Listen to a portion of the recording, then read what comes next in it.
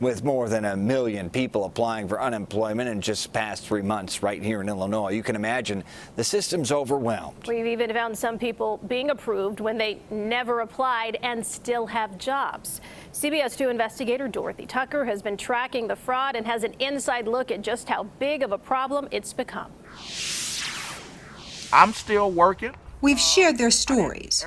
I didn't apply for unemployment. They all got letters from the Illinois Department of Employment Security verifying their claims I haven't applied for anything. So and approving money they didn't need. For each week, it was $1,084.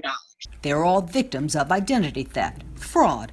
Someone used their personal information and filed a claim without their knowledge. IDES won't tell us how many working adults were approved for unemployment benefits, but private companies that work with employers say the numbers are alarming. It's just unbelievable. Jennifer Castellanos is the operations manager for NSN Employer Services. The company works with more than 2,000 businesses in Illinois, among them the Chicago Archdiocese, the Chicago Cubs, the White Sox, Tootsie Roll, World's Finest Chocolate, just to name a few. NSN acts as the middleman, handling unemployment claims and communicating with the state on behalf of the company. I was expecting the influx of claims to rise, but nowhere near expecting the amount of fraud claims to rise. Unemployment claims at NSN jumped from 1,000 a week to 5,000.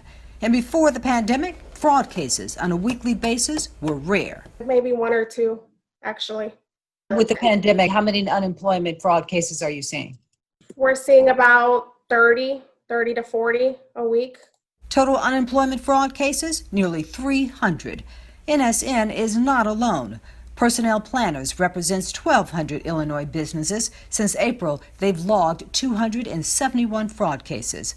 Unemployment Consultants works with some 450 businesses and has seen an estimated 65 fraud cases since the pandemic. Why do you think you're seeing so many fraud cases? Because IDES right now with the current situation, they're not trying to impede anyone from receiving their unemployment benefits. So it sounds like IDES is trying to get as many people as possible paid as quickly as possible, a move supported by federal legislation. But Castellanos says speeding up payments delays verifying claims, which leaves a big loophole for scammers.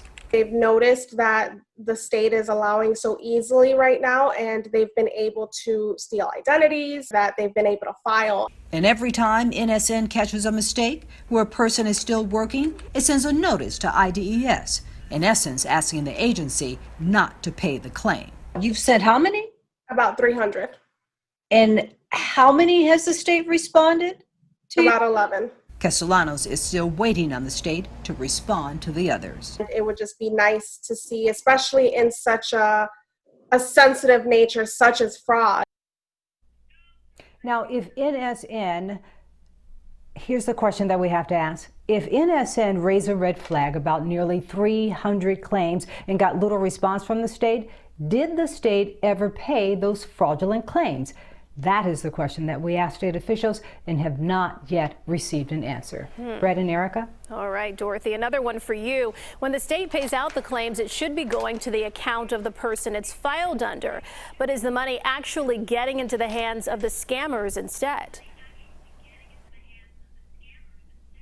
Well, remember, it is the scammers who have all the personal information of the person who is still working. And that scammer has probably figured out a way to get the money sent to he or she, which means the answer is there's a good chance the scammer has the money. Yep. All right, Dorothy, thank you. For more CBS 2 investigations, download our new app and look for the section called CBS 2 Investigators. Search CBS Chicago wherever you get your apps.